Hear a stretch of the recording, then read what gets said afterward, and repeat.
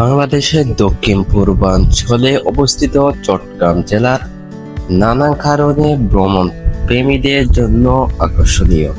তবে এর মধ্যে অনেক জায়গায় এখনো পর্যটকদের ভিড় থেকে মুক্ত। এমনই এক স্বর্গীয় স্থান হলো বাঁশখালী সমুদ্র সৈকত। এটি চট্টগ্রাম বাঁশখালী উপজেলায় অবস্থিত একটি বিস্তৃত অতঃপর অপেক্ষাকৃত অজানা সৈকত, যা ধীরে ধীরে স্থানীয় ও ভ্রমণ পিছুদের নজর কাটতে শুরু করেছে।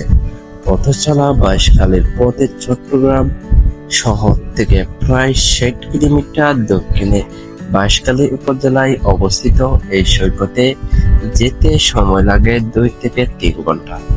প্রাইভেট গাড়ি বা স্থানীয় বাসে যাওয়ার সময় চট্টগ্রাম থেকে বাঁশখালী উপজেলা সদর পর্যন্ত, সেখান থেকে রিক্সা বা মোটর বাইকে পৌঁছানো যায় সৈকত পাড়ে। প্রাকৃতিক নিঃশ্বাস ক্যানভাস। বাঁশখালী সমুদ্র সৈকতের সবচেয়ে বড় বৈশিষ্ট্য হলো একটি প্রাকৃতিক নির্জনতা। এখানে নেই কোনো বাণিজ্যিক হোটেল, নেই সারি সারি দোকান, যা আজকাল অধিকাংশ সমুদ্র সৈকতে দেখা যায়। বরং রয়েছে প্রশান্তি বালুচর, ঢেউটির ছন্দময় আগমন আর খেওড়া গোলপাতা গাছের এক অপরূপ দৃশ্যপট। ভোরে কিংবা সন্ধ্যায় সূর্য যখন রং মেশায় আকাশে, তখন এই সৈকতের সৌন্দর্য হয়ে ওঠে বিমোহিত করার মতো। স্থানীয় জীবন ও সংস্কৃতি।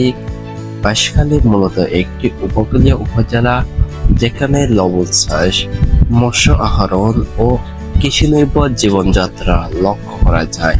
সৈকতের কাছে রয়েছে লবণ চাষের বিস্তৃত মাঠ, যা এক ভিন্ন অভিজ্ঞতা এনে দেয় দর্শনার্থীদের। স্থানীয় মানুষের আন্তরিকতা ও অতিথি পরায়ণতা এই ভ্রমণকে আরো স্মরণীয় করে তোলে। সৈকতের পানিতে নামতে পারেন নির্ভয়ে, তবে সাবধানতা অবশ্যই বজায় রাখা উচিত। সূর্যোদয় ও সূর্যাস্তের সময় অসাধারণ ফটোগ্রাফির সুযোগ হয়। কাছাকাছি বাজারে সামুদ্রিক মাছের স্থানীয় রান্না উপভোগ করতে পারেন। নৌকা নিয়ে উপকূলীয় কাছাকাছি ঘুরে দেখা যায়। বাঁশখালী সমুদ্র সৈকতে আশেপাশে আরো পর্যাপ্ত পর্যটন অবকাঠামো নেই, তাই দিনের ভ্রমণ শেষে চট্টগ্রাম শহরে ফিরে যাওয়া সুবিধাজনক। তবে ভবিষ্যতে এখানে পর্যটন সুবিধা গড়ে ওঠার সম্ভাবনা যথেষ্ট রয়েছে। যদি আপনি প্রকৃতির কাছে নিরিবিলি কিছু সময় কাটাতে চান, তাহলে আপনি চলে আসুন বাঁশখালী সমুদ্র সৈকতে অতি শীঘ্রই। আপনার ভালো লাগবে, আপনার মাইন্ডকে ফ্রেশ করতে পারবেন। ধন্যবাদ সবাইকে।